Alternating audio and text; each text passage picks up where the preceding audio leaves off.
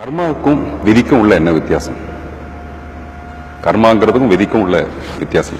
கர்மான்றது நாம் உருவாக்கி இருக்கிறது. விதி என்றது கர்மான்றது நாம் உருவாக்கி இருக்கிற ஒரு உண்மை. விதி என்றது நாம் உருவாக்கி இருக்கிற ஒரு கட்டுக்கதை. அவ்வளவுதான் வித்தியாசம். அப்ப விதிங்கிறது ஒண்ணு இல்ல இருக்குது. நீங்க இப்படிதான் நடக்க போகுதுன்னு நினைச்சீங்கன்னா மனசுல அப்படிதான் நடக்க போகுது, என்ன பண்றது? ஆனா நீங்க தான் உருவாக்குனதுன்னு உங்களுக்கு புரியல, அவ்வளவுதான். அப்ப கர்மாங்கிறதும் இல்லாத ஒரு விஷயமா? கர்மான்றது நாம் செஞ்ச செயல்.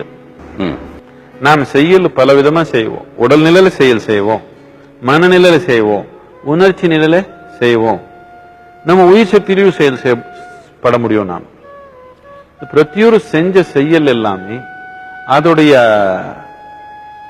ஒரு ரெசிடியூ, வெளிப்பாடு. இப்போ இங்க தண்ணி ஓடிடுச்சு, தண்ணி போயிடுச்சு, ஆனா ஈரமா இருக்குது. கர்மா இப்படிதான். நீங்க செயல் செஞ்சுட்டீங்க, அதனால ஒரு நிலை அப்படி இருக்கு.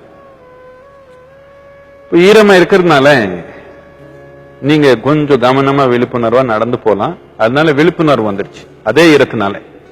ஆனா அதே ஈரத்தினால நீங்க சலைஞ்சு விழுந்து உங்க கால் உடைஞ்சு போலாம், இல்ல தலையே உடைஞ்சு போலாம்.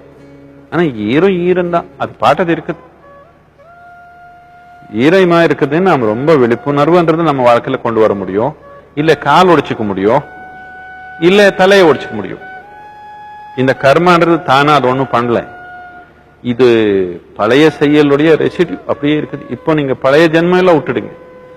இந்த ஜென்மத்துல பிறந்த நாள்ல இருந்து இது வரைக்கும் நீங்க என்னென்ன செஞ்சீங்க, உங்க மனத்துல என்ன செஞ்சீங்க, உடல்ல என்ன செஞ்சீங்க, உணர்ச்சியில என்ன செஞ்சீங்க, இது எல்லாமே உங்க சேர்த்து இப்போ நடத்துதா இல்லையா? நீங்க கேட்கிற ஒரு கேள்வி அது அந்த கர்மத்தினால தானே வந்திருக்குது. இப்போ அப்படிதானே? நீங்க சிந்திக்கிற சிந்தனை, நீங்க உணர்ற உணர்வு எல்லாமே இதனாலதான் நடக்குது. உங்க உடல், மனம், உணர்ச்சி எல்லாமே உங்க கர்மத்தினால தான் நடக்குது. எது நாம விழிப்புணர்வு இல்லாம செய்ய முடியுமோ அதே செயல் நாம் விழிப்புணர்வா கூட செய்ய முடியும் இல்லையா? கர்மான்னு சொன்னது இன்னும் நீங்க மாற்ற முடியாததுக்காக இல்ல. கர்மான்னு சொன்னது என்னத்துக்குன்னா, இது என்னமே நடந்தாலும் உங்க வாழ்க்கையில இது உங்களுடைய பொறுப்பு. நீ உருவாக்குனது தான், தெரிஞ்சோ தெரியாமையோ நீனே உருவாக்குனது தான் சொன்ன என்ன அர்த்தம்? பழையது தெரிஞ்சோ தெரியாம உருவாக்கிட்டேன், இப்போ உருவாக்குறது கவனமா உருவாக்கிக்கோ, அதுதானே அர்த்தம். இது உன்னுடைய பூர்வ ஜென்ம கர்மா.